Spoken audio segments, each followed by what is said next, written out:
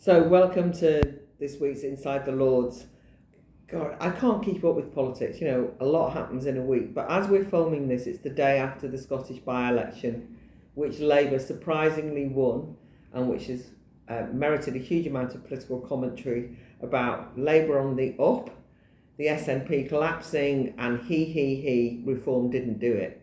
So, a couple of things to mention, which is that Reform have generally been loathed and detested in Scotland, particularly Nigel Farage. So they got a tremendous vote, only just behind the winners. And so there's some credit to be given there. But I say that in the spirit of the fact that we're also 2 days after the chair of Reform UK resigned.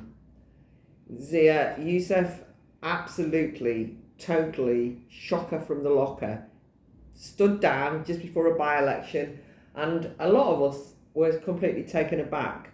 Now, the thing that's really interesting about this is that I'm not a member of Reform. I'm, something of a critical friend, an observer of how they're getting on. I obviously know some of the people involved because I stood as a Brexit Party MEP, got elected as one. But, I have huge criticisms that I could make about them. But what I'm really conscious of is that people in the media, in the commentariat, and in the political class want Reform to fail and do not understand why they are not failing, why they're actually building solidly huge gains in terms of polling, and every time there's a council by-election they just win it. And why is it? What's going on? And one of the things I thought might be a useful insight was that I bumped into a couple of people who actually work on the parliamentary estate, and they are not the kind of people who I would have thought would have been supportive of Reform. Both, in fact, both of them Labour Party voters, if you want, Labour Party supporters. I was just chatting to them just today, after Zia's resigned, after they came third in the Scottish by-election, and they explained in great detail that it didn't make any difference whatsoever what Reform said or did. They were now going to vote for Reform. What Reform means for so many people is they are absolutely at the end of their tether about the mainstream parties, and in particular the Labour government has really got under their skin. They really feel that the Labour Party despise ordinary people, and they don't trust the mainstream parties anymore. In some ways, the Tory collapse is so awful for the Tories, and is so sort of depressingly real that there's no point talking about it, because I feel a bit sorry for them. It's a bit like when you're in your dying days. I don't know what else to say. But for the Labour Party, obviously they've got this huge majority in Parliament, and I think that can give them the sense that maybe they are in some way popular in the country, and it can make them, and it has made them, incredibly complacent about just how despised they are. And one of the reasons they're despised, in my opinion, is because they despise ordinary people. And I just want to give you a couple of examples.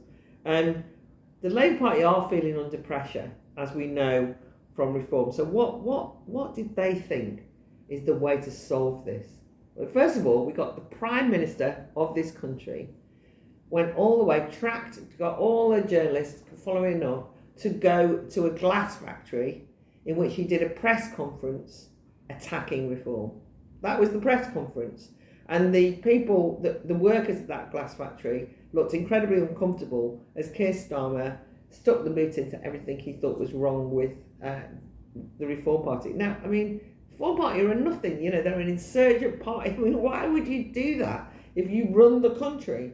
And of course it completely backfired, because every single mainstream journalist, those who are very sympathetic to Labour by the way, just immediately asked them questions saying, aren't you just admitting defeat? You're basically having a whole press conference about them. It's hardly serious politics.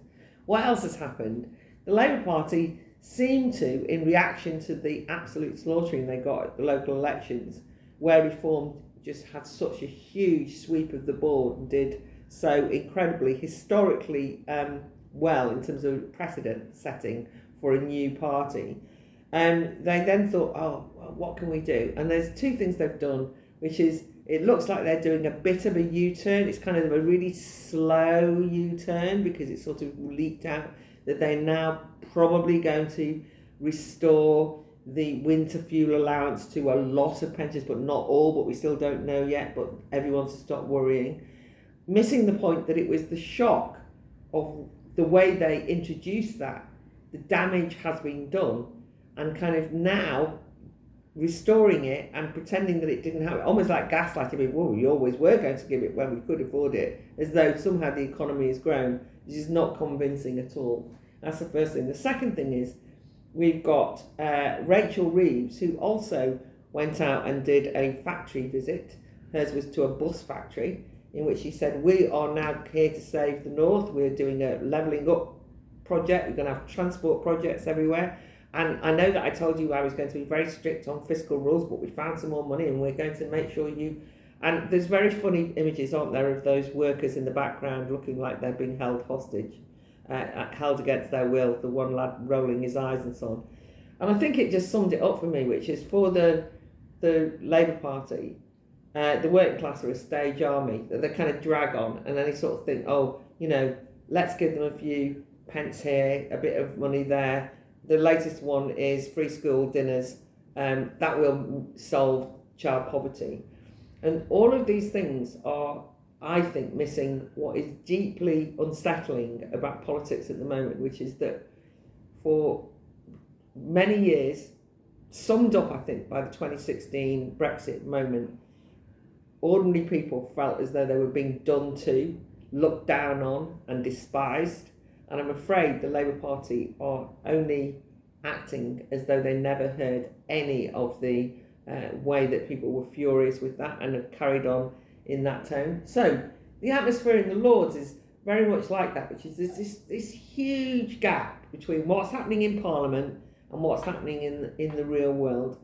And all the time you've got the Labour Party scrambling to work out, what do we have to do to get these workers to like us again? What can we do? So one of the things I've come up with, which I'm involved in, is the Employment Rights Bill. The Employment Rights Bill, sections of it I'm fully supportive of. I think that they're actually doing the right thing about, for example, 0 hours contracts. I'm not going to go into because it's a huge and enormous bill. They are in some ways going to improve the working lives of some people. But the vast majority of that bill is entirely what trade union bureaucrats want to happen. It's not ordinary workers at all. And it's all public sector NGOs and quangos who've kind of lobbied for their particular hobby horse, which is why it's such a huge bill. So let's go into that. But what drives me mad is when Angela Rayner is interviewed, she goes, we've got the Employment Rights Bill, we're the party of the workers, we're the party of the workers. And I can assure you, this massive parts of this bill are either going to be relevant to ordinary people or they're actually going to be bad for ordinary working people. So I've been involved in, and you can see the speeches below, on what the Free Speech Union has called the banter ban, but which is genuinely a very dangerous clause, clause 20, which attempts to say that to conflate harassment at work for employees. Nobody at work wants to be harassed, and this is third-party harassment, but effectively the way the wording works, it will mean that a boss, an employer, will be held responsible if somebody at work says that they were offended by or found something somebody was saying a nuisance or harassing. And so you can just see it's just a divisive, anti-free speech, ridiculous way of trying to save the workers by patronising them, and in some ways empowering the worst kind of employee action, which is to basically give them the power to complain about, guess what? The people who are sitting in the pub, who come for a drink, and you work in the pub, and basically, who are your enemy? Oh, the other workers who come in for a pint. Or you work in a sports ground, and who are the enemies? The people who go to watch the football. And so you're working there and you say, oh, my biggest problem is those people, and then you go to the boss and so on and so forth. So it's disastrous. See my speech below.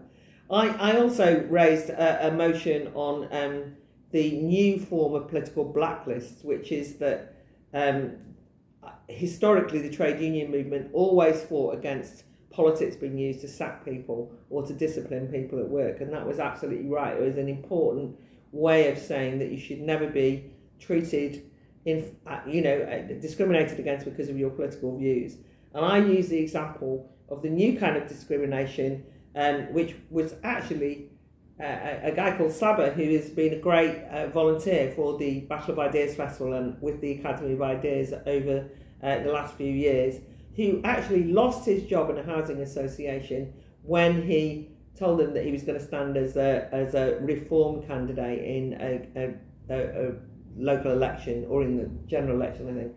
And the thing that was extraordinary about this story was that, when I said reform, I could see all these kind of trade union activists and Labour Party people kind of like, oh, well, he's reform, what can you expect? So I pointed out that before that he'd stood as a Labour councillor only 2 years before, and that was the way that things have happened, which is the Labour Party don't own workers, and they should be defending anyone who's being sacked for their political views. So you can see that speech below. But what I wanted to mainly tell you was this extraordinary story where late at night I had a motion opposing the employment action plans. These are mandating every boss in the country to bring forward action plans on what they're going to do about the gender pay gap and support for the menopause. I don't even like saying the word menopause because I'm a bit like that. But anyway, and so I put in this thing saying, oh, what is this? This is more bureaucracy. This is an insult to women's equality in the fight for it, because actually all it does is create a load of paperwork, demands of the bosses that they have action on gender pay gap, by the way, which is no longer what it was, because there used to be discrimination against women in work. There is no longer discrimination in pay against women in work. It's illegal, so you don't need to add it in as a new thing. It's at least more complicated. And it was a rather mild speech. I wasn't even being provocative. I asked what on earth could possibly go in a menopause action plan, and then I kind of used examples of where they say that there should be menopause ambassadors encouraging everybody at work to discuss their fellow people. I mean, I was thinking, this is too much. I mean, these are personal matters, right? Obviously, if somebody's too ill because they have a moment within the menopause which they need time off, fine, that's different. But this wasn't what was being required. Anyways, I do all this, do my speech, sit down. Some of it was quite funny. Some of it was quite insightful. It was the least controversial speech I've ever given.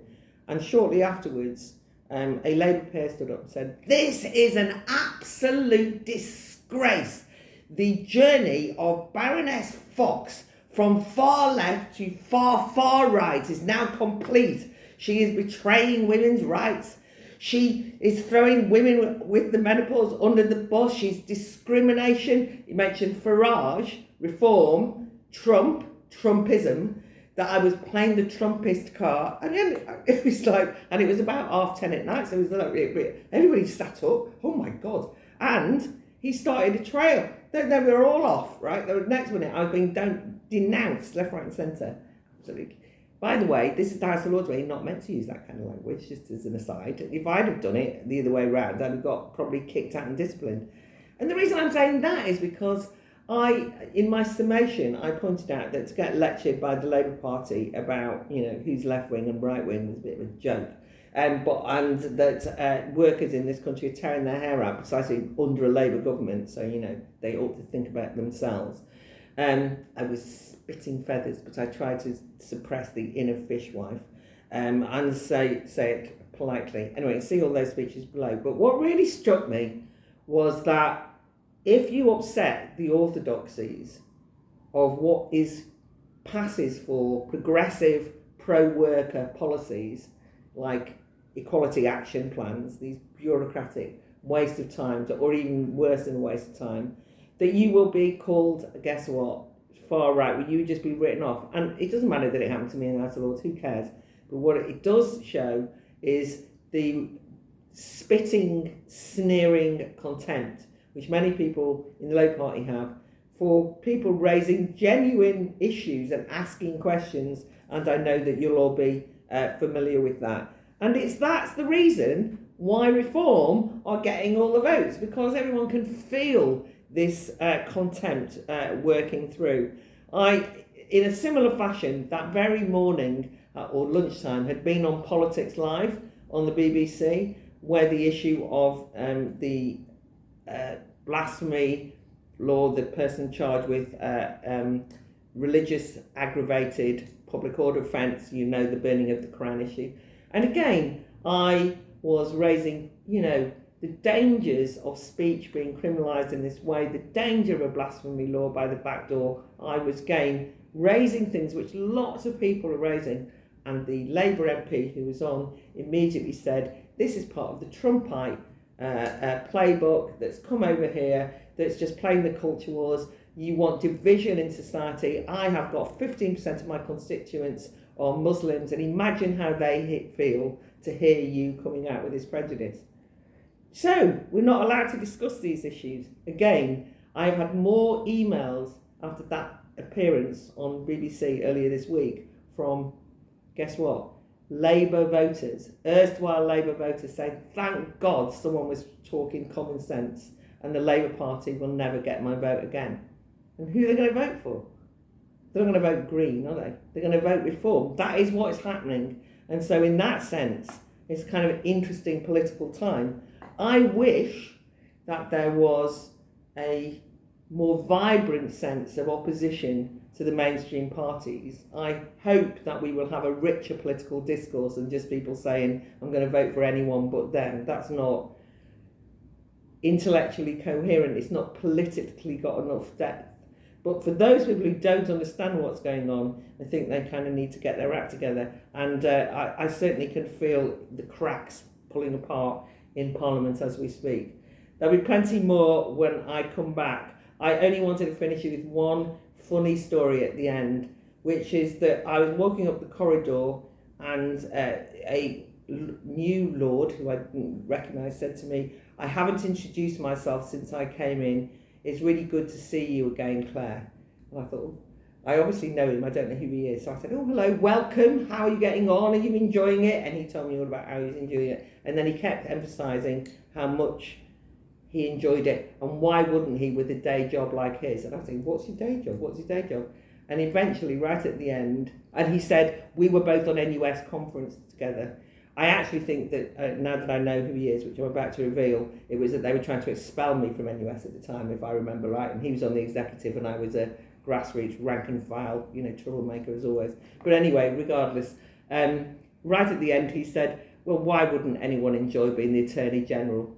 And it was Lord Hermer, the infamous Lord Hermer, who everybody's trying to attack for two-tier decision-making on deportations, for the Chagas Islands deal, for all of this stuff.